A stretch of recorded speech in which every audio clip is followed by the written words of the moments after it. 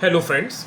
ये pre BEd का जो एग्ज़ाम हुआ था, एंट्रेंस एग्ज़ाम हुआ था, उसका ये क्या है, मेरिट वाइज जो लिस्ट है। अब ये लिस्ट में अधूरा ये है कि इसे कैटेगरी वाइज डिवाइड नहीं किया गया है कि किस किस कैटेगरी में कितने लोग आ रहे हैं। जैसे देखोगे, जो रैंक फर्स्ट जिनका आया है वो यूआर से है, जनरल से है। जो रैंक 2 है वो ओबीसी से है, रैंक 3 फिर से जनरल है, रैंक 4 ओबीसी, रैंक 5 ओबीसी। इस तरह से ये ओबीसी, जनरल, एसटी, एससी एक कंबाइंड है। ठीक है, कंबाइंड मेरिट वाइज लिस्ट है। अब इसको मैंने ना एक क्या किया है, एक डिवाइड करने का प्रयास किया है। देखिए, अभी एग्जैक्ट कितना सीट है ये मुझे नहीं पता है। जैसे 17-18 में ना, 17-18 का मेरे पास लिस्ट था, तो 17-18 में टोटल 14,500 सीट थी। 14,500 सीट, और कॉलेज की संख्या उस समय थी 145। आज 2023-24 में टोटल कितनी सीट है ये नहीं पता है, लेकिन कॉलेज की संख्या बढ़ गई है 145 से, 3 कॉलेजेस बढ़ी है, 148 हो गई है। तो मैं इसको एज्यूम कर लेता हूँ कि 500 तो नहीं बढ़ा होगा, डेफिनेटली 500 नहीं बढ़ा होगा, ज़्यादा से ज़्यादा 300-250 कॉलेज की बढ़ी होगी। मैं इसको 15,000 मान लेता हूँ, एक एज्यूम कर लेता हूँ कि टोटल जो बीएड में सीट है वो 15,000 है। मतलब 15,000 लोग बीएड कर पाएंगे। 15,000 के अप्रॉक्स होगा, आसपास, एग्जैक्टली ये आइडिया नहीं है। ओके, अब आरक्षण के अनुसार इसको 15,000 को मैंने डिवाइड किया है। जैसे आप लोग को पता है कि 32% जो आरक्षण मिलेगा वो एसटी को मिल रहा है। तो यहाँ पर हम लोग लिख लेते हैं सबसे पहले जाके, ये एसटी वाला है, तो 32% एसटी का हो गया, 12% एससी का है, तो यहाँ लिख देता हूँ एससी। इसी प्रकार 14 जो परसेंट है ये ओबीसी वालों का है, तो हम यहाँ पर ओबीसी लिख देते हैं। और ये तो यूआर है, यूआर मतलब सबके लिए होता है, ये सबके लिए है, ओपन सीट है। तो 32%, 15,000 का 32% निकालोगे तो 4,800 सीट आ रहा है। उसी प्रकार एससी का निकालोगे 12%, तो 15,000 का 12% निकालोगे तो 1,800 आ रहा है। एंड सेम ओबीसी का 2,100। एंड जो 6300 सीट आपको यहाँ पर दिख रहा है ये ओपन है, सबके लिए है, समझ रहे हो। तो ये 4800 में केवल जो है एसटी कैटेगरी के स्टूडेंट्स यहाँ पर आएंगे, लेकिन ये जो 6300 है ना, इसमें कोई भी आ सकता है। ओके, अभी ये चीज़ आपको समझ में आ गया। अब आप चाहो तो देखो, 4800 ये जो सीट है ना, ये किसके लिए है, ये केवल एसटी के लिए है। और ये 6300 जो है, 6,300 सीट है, ये सबके लिए है। तो हम लोग सबसे पहले ना क्या करते हैं, इस लिस्ट में से 6300 अलग कर लेते हैं। यहाँ पर जाके ये आपको रैंकिंग यहाँ पर दिखाई दे रही है, ये 1 2 3 करके दिख रहा है ना, यहाँ पर आप 6300 चले जाते हैं सीधे। तो वीडियो पॉज करता हूँ, वापस से देखिए, ये रहा 6300 रैंक, यहाँ पर आपको दिख रहा होगा 6300 रैंक, और इनका मार्क्स आ रहा है 69.072। देखिए ध्यान से, 69.072। तो यहाँ तक जो है ना, यहाँ तक हो जाएगा जनरल से, सीधा यूआर से इनका सिलेक्शन हो जाएगा। ये जो 6300 दिख रहा है, यहाँ पर हमने एक बाउंड्री बना दिया, ये जो 6300 है यहाँ तक एडमिशन हो जाएगा यूआर से। बिकॉज हमने यूआर में देखा है कि यूआर में टोटल कितनी सीट्स है, 6300 सीट है। आपको आई थिंक वीडियो दिख रहा होगा, ये रहा 6300 जो सीट है वो यूआर के लिए। यूआर का मतलब कोई भी हो सकता है, यूआर अनरिजर्व्ड है। अनरिजर्व का मतलब होता है चाहे उसमें एसटी भी एडमिशन ले सकता है, एससी वाले भी एडमिशन ले सकते हैं, ओबीसी वाले भी एडमिशन ले सकते हैं, और जो जिनका कुछ नहीं है वो जनरल कहलाते हैं, जनरल वाले भी एडमिशन ले सकते हैं। तो यूआर सबके लिए होता है। ठीक है, तो लिस्ट वापस जाके देखें हम लोग, ये लिस्ट में देखिए, ये रहा 6300 रैंक, और इनका कैटेगरी आप देखोगे तो ओबीसी है। तो ये भले ही कैटेगरी ओबीसी से आ रहा है, लेकिन इनका सिलेक्शन किससे हो जाएगा, मुक्त पद से हो जाएगा, मतलब यूआर से हो जाएगा।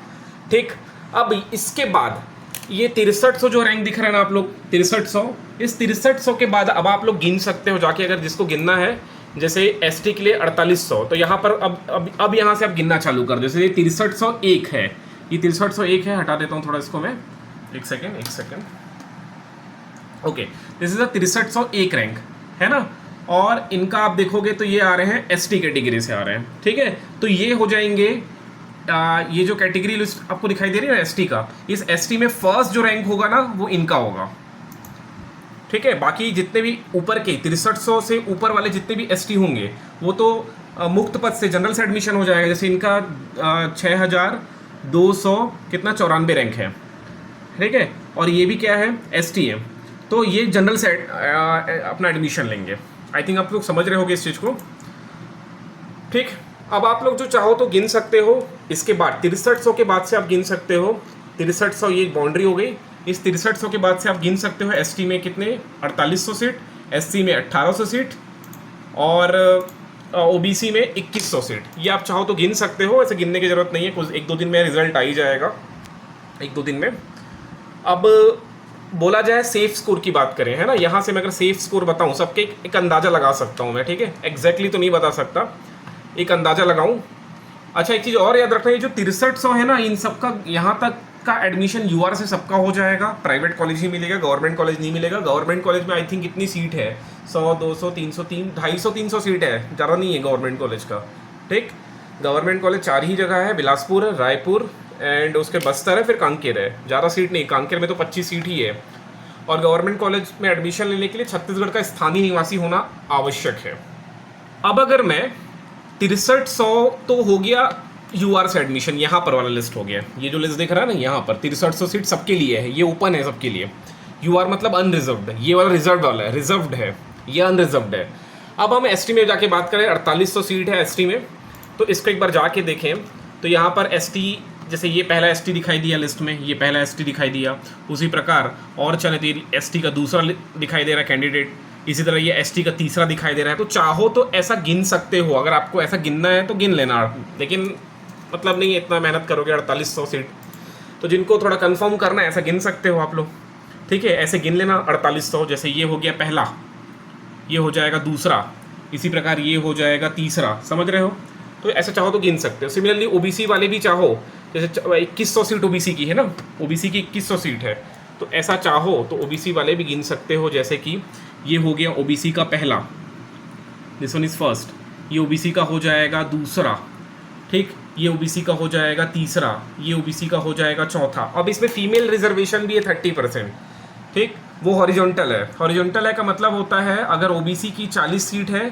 तो 40 सीट में से 30% फीमेल होगी, समझ रहे हो इसको, ऐसा होता है फीमेल के लिए। जैसे इसको और चलते हैं, यहाँ पर चलते हैं, जैसे देखो ये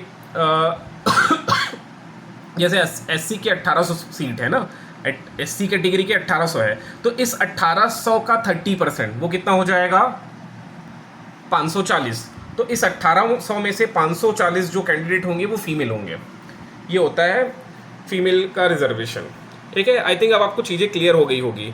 अब आप लोग एक एक्सपेक्टेड मार्क्स देखना भी चाहो तो देख सकते हो। अगर मैं इसको सीधे 15,000 में लेके चलूँ ना, सीधे 14,000 तक चलते हैं, क्योंकि 15,000 तो सीट ही है।